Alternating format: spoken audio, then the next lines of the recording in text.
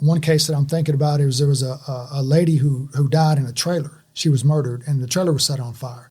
And I tested the son, and it did horrible in the test. I tested the father, and he still passed the test, but he failed the test, but he didn't do as bad as the son did.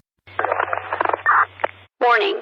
The podcast you're about to listen to may contain graphic descriptions of violent assaults, murder, and adult language. Listener discretion is advised. The Police Polygraph with Detective Eddie Pearson, Part 2 of 2.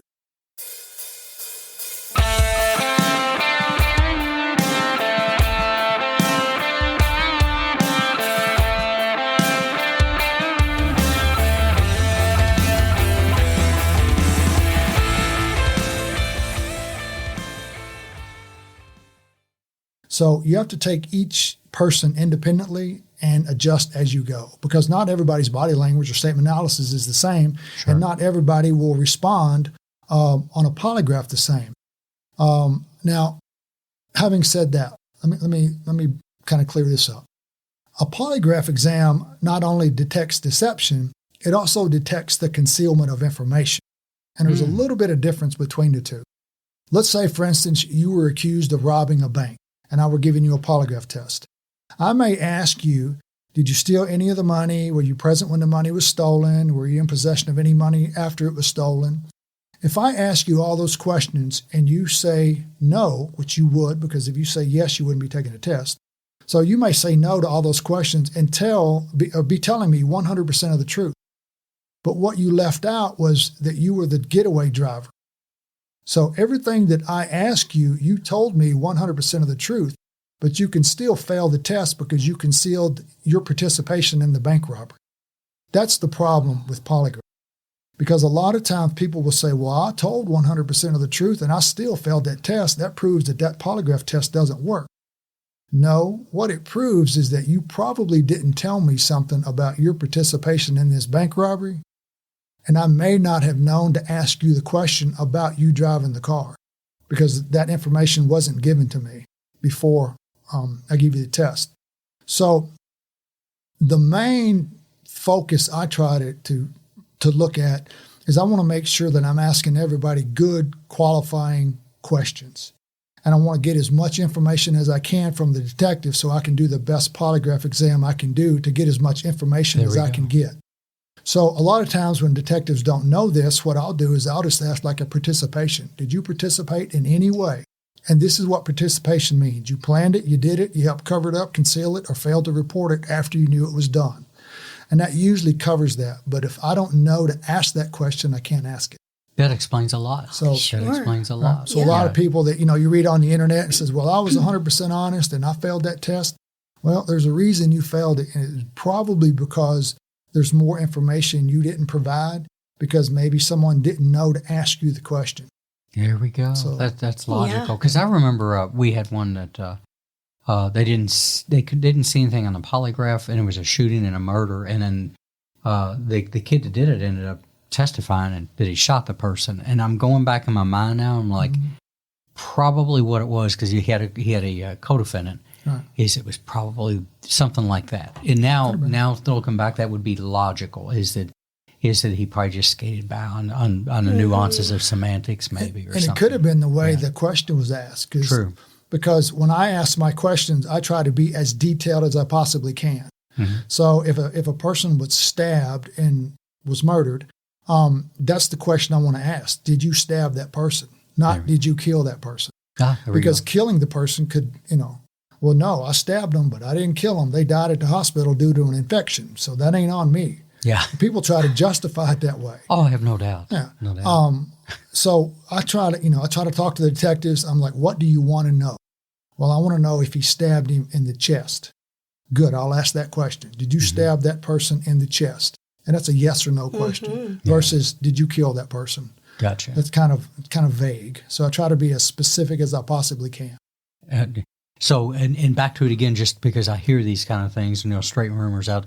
Are there any diagnosed mental health conditions that people could be labeled with that would be challenging? Like a common thing I hear a lot is if they're antisocial or sociopathic or psychopathic or maybe a narcissistic personality disorder, are they more of a challenge? Do they have, or anything, is there any science that says that's true? No, basically what happens is I ask everybody the same series of questions. Do you know the difference between right and wrong? They say yes. Who taught you that?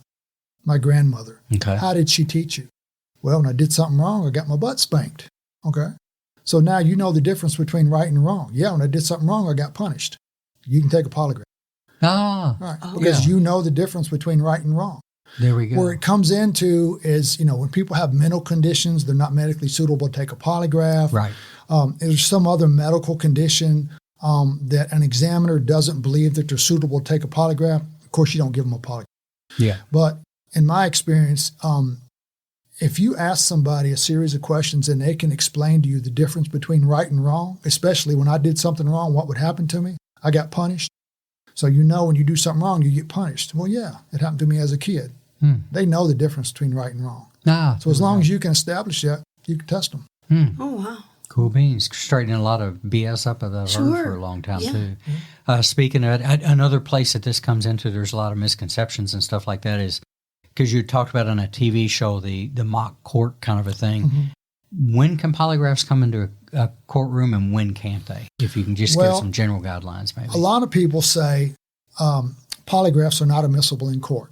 Right. Okay. Well, that's true in most cases. I've testified in court a number of times on polygraph. Some of the judges say, I want to know what you said in the pre-test interview. That's before I give them the test. I want to know what was said in the post-test interview. If they fail the exam, then I give them a post-test interview so they can explain what caused those physiological reactions that caused them to fail the test. Sure. So some judges only want to hear the pre-test and the post-test. They don't want to know anything about polygraph, what questions were asked, anything. Other judges, when I've been into court, they want to know everything. They want to know the questions you ask, why you asked that question. They want to know what the charts look like. They want to know everything. So in most cases, polygraphs are not admissible in court, but it's kind of up to the judge. New Mexico is the only state, as of right now that I'm aware of, New Mexico is the only state that actually has laws on the books when it pertains to polygraph as far as the court appearance goes. I've been told a couple of weeks ago that Indiana is trying to start some laws, put it on their books, but as of right now, New Mexico is the only one that actually has established laws when it comes to polygraph in courts. Interesting, yeah. Wow. So it may not always be like a part of a proof case or anything, but it definitely is going to come in, I guess, as far as the whole how we got somebody maybe to confess or something. Is that what you're saying? Could, there we go. Yeah, exactly. Based on their statements. Yeah, gotcha. Cool stuff. Okay, back to exams, because you've thrown a couple words out before. Criminally involved, I think, was one of them or something like that. Yep. As a polygraph examiner, what kind of exams do you do in any given year? Okay. What are you asked to do? For our specific department, we do pre-employment exams, and we test the police department, the fire department. At one point, we tested corrections officers. We test E911 operators, dispatchers, and we test anybody that's a civilian that works in police headquarters. Gotcha. We also do them for other agencies that request them. We also do criminal-specific tests. If a detective is working a case and he thinks a polygraph would assist in the case, we can do a criminal-specific test.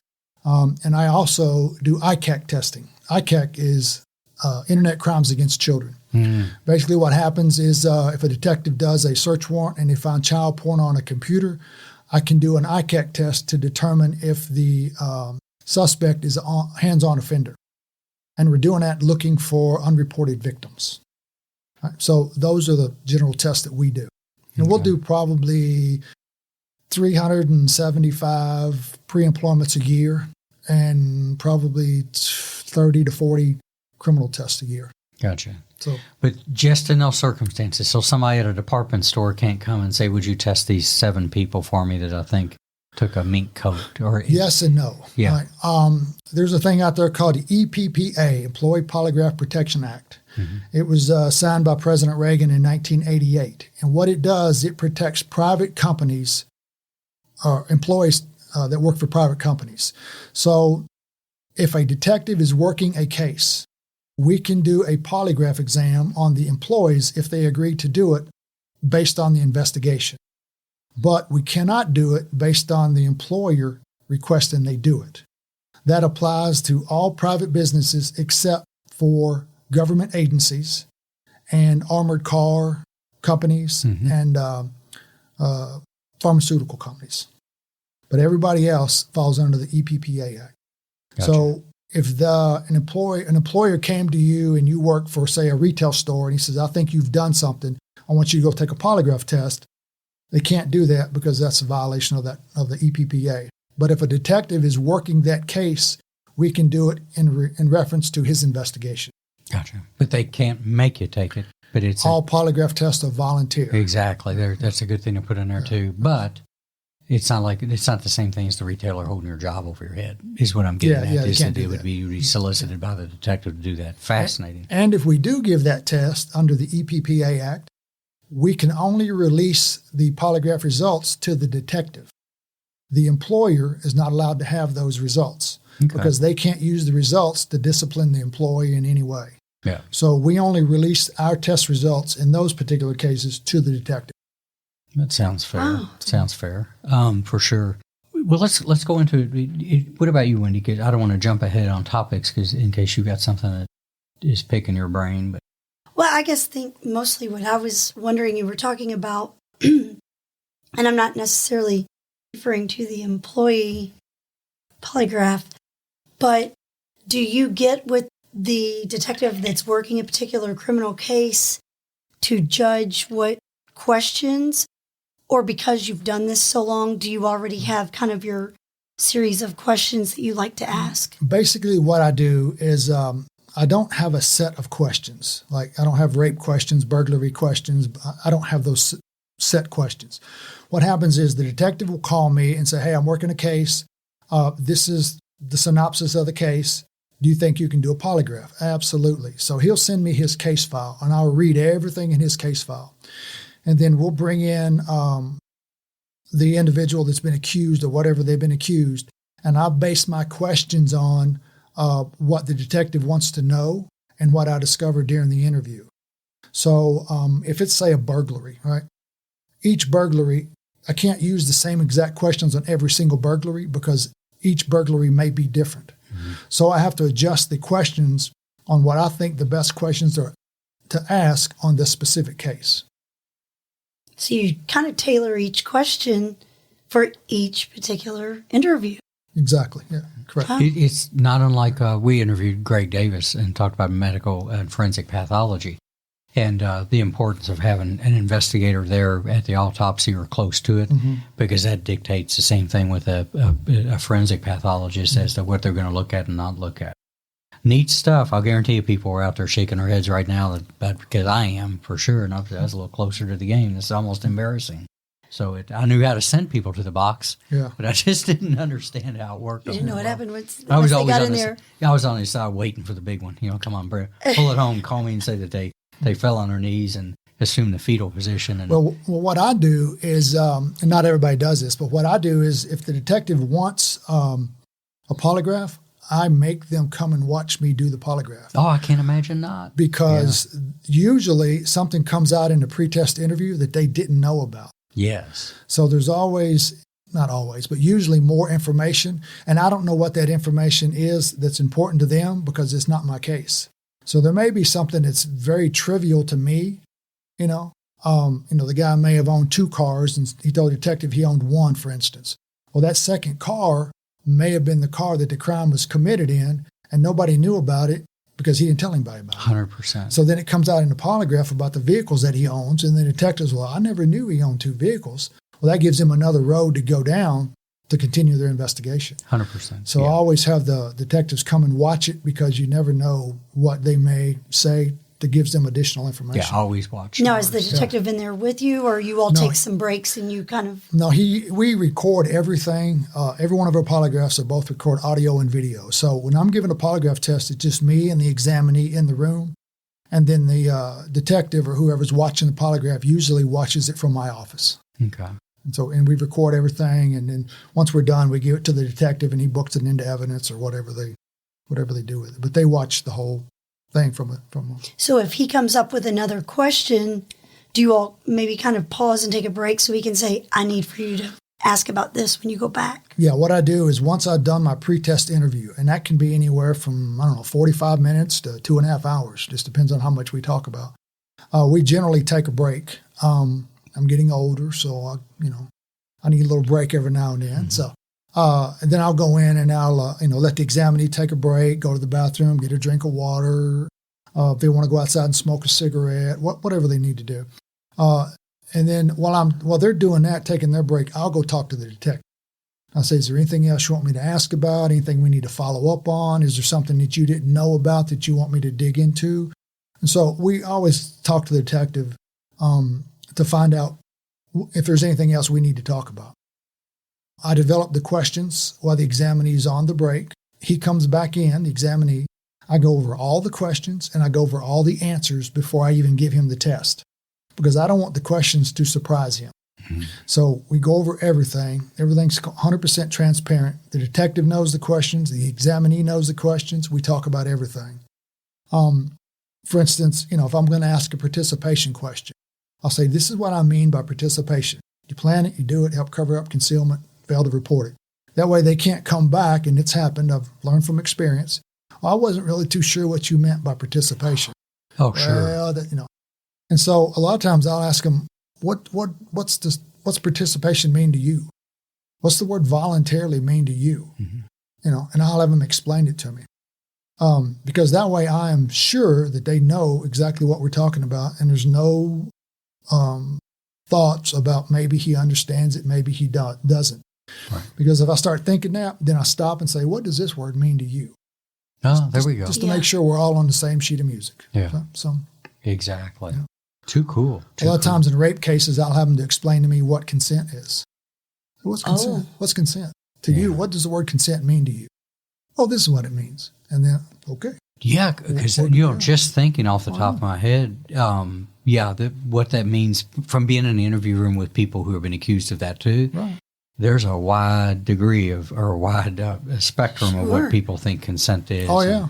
And I'll just ask scary. them, what's consent mean to you? What's what it means? And so if I'm satisfied with their explanation, we're good. Oh, one of the things you deal with in sexual assaults is, well, they didn't say no. Yeah, exactly. Aside from the point that they were passed out on Xanax, I mean, with liquor at Wild Turkey, yeah. And I'm not making light of that, but that's what you deal with, is that a lot of powerful stuff, powerful.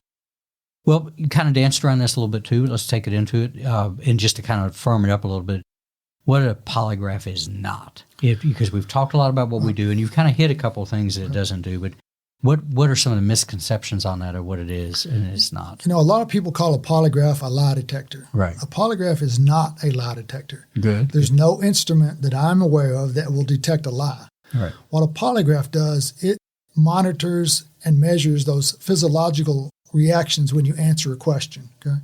So a lot of times, people refer to it as, I'm going to go take a lie detector. Well, we all know what that means. Right. But it's not a lie detector.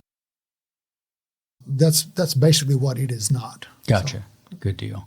And we've talked about court and stuff like that, so we're there. Let's go back to this a little bit, because I've seen and heard things over the years too. When people are coming to take a polygraph, is there a little niche crowd out there that believes they've got the answers on how to deceive you as a polygraph and how to beat the machine? And I say that because I remember over the years, you remember this because we were on patrol about the same time, is that with the intoxilizer, that Zima wouldn't activate it. Yeah. Or if you put a silver dime on your tongue before you're blue in the X, it would negate it. Yeah. And people have that. Do you see that same kind of line of BS at polygraphs when people come to try? Yes, I do. Yeah, there's a lot of people. And one of the questions I talk about is, during the pretest interview, I'm like, let's talk about the research that you've done on a polygraph. You ever looked it up on the internet, read a book, seen a TV show? Yeah. Oh, yeah, I know this, I know that, I know this, I know that. Oh, okay, well, let me explain to you how that works. And they'll come up with, I seen on the internet, put a penny under your tongue, or put a tack in your shoe, or, they come up with all these crazy things. Well, one of the advantages I have, that when I'm not actually giving polygraph tests, I do the same research everybody else does. And the advantage I have is I have 4 interns that I'm currently teaching. So I'll take the interns in the polygraph room and I'll try those countermeasures to see if they can pick them up. And then I'll have them try to see if I can pick them up. Mm-hmm. So we do a lot of research on countermeasures.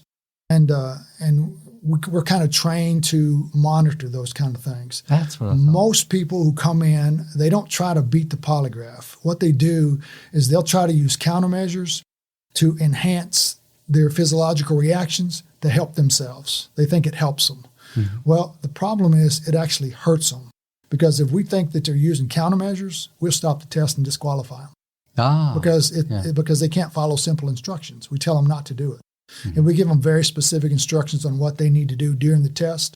And so when they start a lot of things that they read on the internet, or some things that maybe somebody told them to do or whatever, when we see all that, we immediately stop the test. Gotcha. Interesting. Because it's not fair for everybody who didn't do it. Yeah. So we stop the test and recommend that they're eliminated. Have you ever had to eliminate?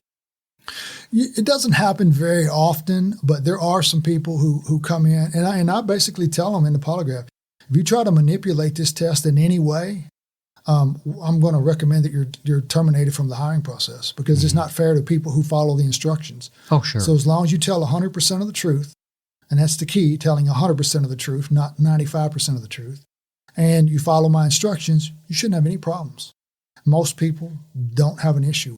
What about on the criminal aspect? Do you tell them as well? Tell them the exact same thing, because it's their test, And a lot of times they'll say, well, I'm just here to help you out. Well, this has nothing to do with me. It's not helping you. Right, this is your test. Paying a bill? What's it doing? A car payment? Yeah, exactly. And I asked him, at the very beginning, I said, why are you here? Why are you here to take this test? Well, I want to clear my name. Okay, let's move forward. There we go. Right. And so when they come in and say, well, I'm just here to help you out. Well, no, this has nothing to do with me. This is all about you. You're here voluntarily. This is your test. Yeah. And so, and I tell them, as long as you tell 100% of the truth, you won't have any issues. When you start telling 97% of the truth, well, that's a problem. True. And it's an integrity issue is what it is. So, yeah, because usually you'll see people with it if they get a positive, a good one, like if come back, whatever your terminology, and we can hit that, they'll hold on to that like Willy Wonka's golden ticket. I mean that's the integrity part. Oh yeah. If they don't get a good one, then they've got different names for what happened, and usually they're blaming you all for screwing them or lying to them or something. Yeah, that wasn't a good question. I'm like, well, you answered the question, and I allowed you to come up with your own answers to the question. So they'll come back and, well, it's the instrument's fault, or it's my fault, or it's, it's never their fault. Never their fault. Yeah, it's always, and there's always another issue. There's got to be another problem. Yeah, the problem is you're not telling the truth. That's the problem. Yeah, and the opportunities because of the pre and the post. I mean, it's not, because again, a lot of people, I think that you're thrown under a chair, you're strapped in, they put the blood pressure cuff on, they ask you the amount of questions, and goodbye. And that there's so much more. Like you said, a pre might run 45 minutes to 2 hours. In whatever. And so you've got tons of opportunity to come to the foot of the cross, as they say. I've been in criminal tests that take 5-6 hours. Sure. So it just depends on how they do and what we talk about. And gotcha. Some of them take 4 hours, some of them take 6 hours, 5 or 6 hours. So a disqualification, just especially in employment, that's probably, that would be like not going for the drug test, or anything else that you just stop on the process or don't participate. That's reasonable too, and they probably got a reason they're doing that as well. Neat stuff. That said, and probably intelligent people are listening, putting this together. What advice would you give to anybody who is going to take a polygraph, really for any reason, either pre-employment or, let's say, God forbid, they're in an environment where they're suspected or people are looking at their involvement in a case? What advice would you give to somebody? There's two things I would say. One is that tell 100% of the truth, regardless of how painful or how embarrassing it is. Do not conceal anything. And the second piece of advice I would give is follow the examiner's instructions. Right. Don't try to manipulate the test. Tell 100% of the truth, 100% of the time. We all make mistakes. We all do embarrassing things in our lives. So talk about it, get it out in the open, and don't try to conceal it, and just follow the examiner's instructions. Mm-hmm. Those two things. If you do that, you shouldn't have any issues. Yeah, it's kind of like what we hear from our parents or our grandma. Mm-hmm. Just always tell the truth and whatnot. Always, fascinating stuff. Now, have you covered, I know you've done a gamut of things. You mentioned criminally. Yeah. I guess you've covered everything from child abuse to murder. Pretty much, yeah. Child abuse, murder, burglary, rapes, yeah. We've done. If you can think of it, I've probably done it. So if you move the ball forward legitimately and ethically, which I know it would be on an investigation, how's that feel for you as Eddie when you go in and you spend all this time with this, and you learn that the investigation advanced and the right person, and maybe just as important, when we exonerate somebody. Right, I mean, we never want to let that feeling let that go. That's an important part of this whole thing that you're still doing and I used to do. How's that feel inside? It feels good to me because not everybody who takes a polygraph test is guilty of what they said they've been accused of. Okay, yes. So when someone comes back, and say it's, a sexual assault and someone was accused of doing this, and we give them a test and they passed, for lack of a better term, they passed the test with flying colors. I go to the detective and I say, listen, I don't think this is your man, right? Based on his body language, his statement analysis, his polygraph exam. And I usually have a pretty good idea about, based on what they tell me and how they tell me the incident occurred, how they're going to do on the test, because I've done probably over 3,000 polygraph tests. Mm-hmm. So I usually have a pretty good idea, but it's very satisfying to me when you can go to the detective and say, yes, I would concentrate on this guy. Sure. This is the road I would go down if it was me. Or I don't think this is your man. I think, you might want to look at someone else, or maybe go down another avenue, right? So I think it's very helpful to the detective, or I like to think it's helpful to the detective, because a lot of times they'll call me back and say, hey, after we did the polygraph test, the guy said this, or the guy said that, or, so we get that additional information, which is very helpful to them. Oh, for sure. So, yeah. And again, like you said, not everybody takes a polygraph is guilty of something. Exactly. The whole business is the search for the truth, or the closest we can get to the truth at any given moment. Exactly. And I think it's always powerful. That was always a good feeling for me too when we had somebody that was either we suspected or somebody suspected, or hell came in and falsely confessed, and you could rule them out. That's a pretty damn good feeling. It's right up there with actually charge them or put them in prison or whatever too. So, and sometimes that will occur in a polygraph. Somebody will have a reaction to a test, and then you start interviewing them. And one case that I'm thinking about is there was a lady who died in a trailer. She was murdered, and the trailer was set on fire. And I tested the son, and it did horrible in the test. I tested the father, and he still passed the test, but he failed the test, but he didn't do as bad as the son did. And so we went back and we discovered that later on that they admitted that the father was protecting the son. And that was the issue.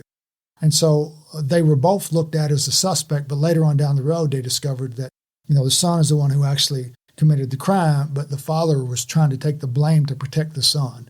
So we worked all that out in polygraph. Gotcha. So we can use it for that. We can also use a polygraph.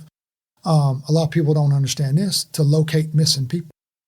Ah. And the way we do that, say, for instance, there's a murder that's occurred and you're looking for the body. And the body's in the state of Kentucky. So we get a map of the state of Kentucky. We divide it into 4 parts.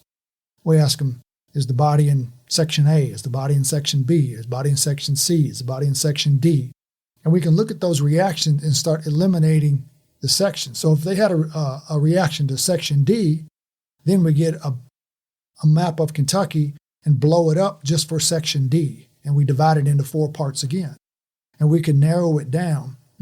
One of the things they teach the new polygraph examiners is they'll hide a set of keys or something in a building. And you start testing the person that you think that hid the keys, and you can locate the keys in whatever room they're in by narrowing it down. So a lot of times you can use a polygraph to locate items, locate bodies. We can use it for a lot of different things. Holy moly. Wow, I never would have thought of that. It makes complete sense, I'm going though. to just be honest, I'm floored. Yeah, it's a lot of stuff that I just didn't do. How about, Ed, can you think of any other, and you don't have to go into detail on names or anything like that, but can you think of any other anecdotal stories of cases you participated in that were shocking, or that the polygraph really played another strong role in? Sexual assault and a divorce. Okay. People were going through a divorce. One person was accused of sexually assaulting the 12-year-old daughter. And we test the suspect, and did not happen. Okay, Didn't happen based on body language, statement analysis, polygraph test looked great. Say it didn't happen. Then they go into court and the other individual says, yeah, I made it up so I could get more child support.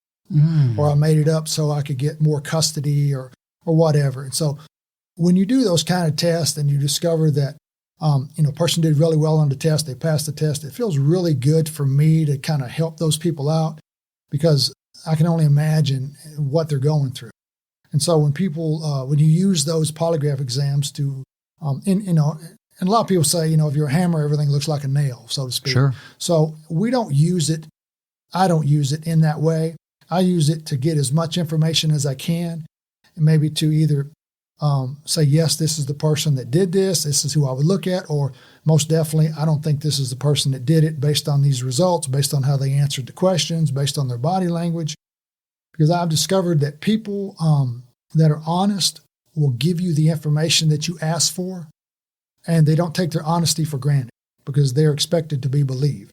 Sure. But when someone's trying to convince you they're not the kind of person that would do that, that's a problem. Yeah. So we start digging into that. It's kind of cute when, because I think I told you, and everybody knows that the only thing on our televisions in this house probably is true crime. But that's just true, right? That's just always when true. you talk about Paris Island the last couple of days, I got her to kind of watch Full Metal Jacket a little bit with me, and she got tickled over that. But I'll watch her watching a show, and she'll comment when they're interviewing somebody, and I've said the same thing, is that they'll be in a box with somebody, and they'll say they'll do a qualifier, they'll do a distance thing, a dissonance thing, and I'll look over and say, well, that's a liar right there. Is it because of what you just said? And it's fun to kind of watch that and be able to pick that out to where when they're trying to present themselves as somebody they're not, they work a little too hard at it. That was my experience. Yeah. Yeah, and I usually can pick that up on the statement analysis, on how they say something. Because most people, they'll rehearse a story, but they won't rehearse how to say the story or how to present the story. And then they most definitely don't rehearse going backwards. Mm-hmm. So people will rehearse what they want to say, but not how to say it. So a lot of times I can pick stuff up just by, someone saying something like, well, I parked the car versus I parked a car. There's a difference between the two. Oh, yes. Yes. Right. And so a lot of times when people, start mentioning these things in statement analysis, I can pick this up and then I start going back and I'm like, okay, let's talk about this car again. And I just start digging in on whatever they're talking about. Okay. So it's a lot of times on these TV shows, and my wife's really, really good at it. Actually, women, not to get off topic, but women generally are better at body language than men are. And the reason why is women have 14 to 16 emotional receptors in the brain. Men have about 6 to 8. I knew you all were lacking. Sorry, guys. It's just the way we're wired. I just wanted to talk about polygraphs and not blow her head up to get out of the room. Thank you. Let the man continue. So a lot of times women can pick up on the emotional aspect of body language quicker than men do. Mm-hmm. So my wife's very, very good at it. Yeah. And so it's just one of those So you things. learned all these good techniques from your wife. I don't know. Go ahead, say it. She's probably going to listen. I don't know if I'd go that far, but yeah, she's very good at it. That's why they call me motionless Dave in the house. Right. I just get real still. Yeah. That way she can't read me. Don't look at her. Don't make eye contact. Yeah. Yes, I mowed the yard. Yeah, keep my hands in my pockets and don't fidget. Right, exactly. That's right. So, it's amazing stuff. And again, because we share a lot about what that's like to interview somebody. Mm-hmm. And one of the things I was just thinking about the other day is when you're interviewing somebody and you're getting tired, how you have to fight the fatigue, because if you don't fight it, you'll miss what you just said. Mm-hmm. The exchange of one word and how they refer to a person or a thing will take you in a completely different directions. And that I still remember that when you were really tired, you'd been out and everything, is every time you went in there, because you never knew how long you're going to be in there, is making yourself stay awake so you could focus, because, man, you could lose so much on just one word. You could walk right past an opportunity or a window. And you got to remember that when you're conducting the interview, you're watching their body language, but they're also watching yours. Oh, sure. So you really got to, when I do my interviews at the end of the day, I am mentally drained. I just go home, take a shower, and take a nap. It's because you're in that box, as you say, 2, 3, 4, 5 hours. Mentally, it just beats you up. And you got to really control your body language, because they're watching you just like you're watching them. Mm-hmm. So. Oh, for sure. Absolutely. Cool stuff. This is exceeded all the expectations. Yeah, Not that I didn't think we'd be. I didn't think wouldn't enjoy it. Right. I'm sitting I'm here. over the moon right now. I'm just as blown away as I was when we interviewed the coroner, because you don't realize all these fine details. That's it. I mean, I knew what polygraph was. And I think our listeners and viewers will say the same thing, because it's one of those things that just gets beat up. Well, the fact it's called a lie detector, somebody didn't do it any favors when they did that, but just the other points on that, simply amazing. Well, Eddie, thank you so much for coming in. We have learned so much about what you do. I know you said that don't refer to it as lie detector, but I think he's the human lie detector man. Might be. I think he might be. Yeah, be careful. I mean, he's done it for years. I think there was a guy on YouTube or the movies one time that called himself the human lie detector. I think we've got him right here. Yeah. But anyway, Eddie, thank you so much for coming in, sharing with us your career, your past career. I had no idea about the Navy, then the Marines. And after sitting there with David watching Full Metal Jacket the other night, I don't know whether to be scared of you or just real on my best behavior. I think I'll go with best behavior. Yeah, she's probably going back to the drill sergeant, the gunny and the insults. That's what we were laughing at. Aside from that, thanks again for being here. Thank you so much. I guarantee you, and the listeners, you need to share this with your friends. You need to turn people onto this. When you hear people talking about a polygraph, give them the Murder Police podcast and the channel on YouTube and on the whatever your podcast player is, and share this, because it's one of those things. Life would be a lot easier if we just all understood this stuff a little bit better.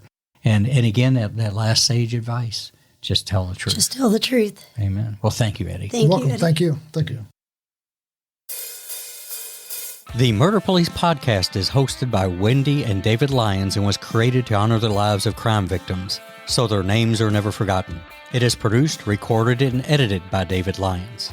The Murder Police podcast can be found on your favorite Apple or Android podcast platform, as well as at murderpolicepodcast.com, where you will find show notes, transcripts, information about our presenters, and a link to the official Murder Police Podcast merch store, where you can purchase a huge variety of Murder Police Podcast swag. We are also on Facebook, Instagram, and YouTube, which is closed caption for those that are hearing impaired. Just search for the Murder Police Podcast and you will find us. If you have enjoyed this podcast, please subscribe for more and give us 5 stars and a written review on Apple Podcasts or wherever you download your podcasts. Make sure you set your player to automatically download new episodes so you get the new ones as soon as they drop. And please tell your friends. Lock it down, Judy.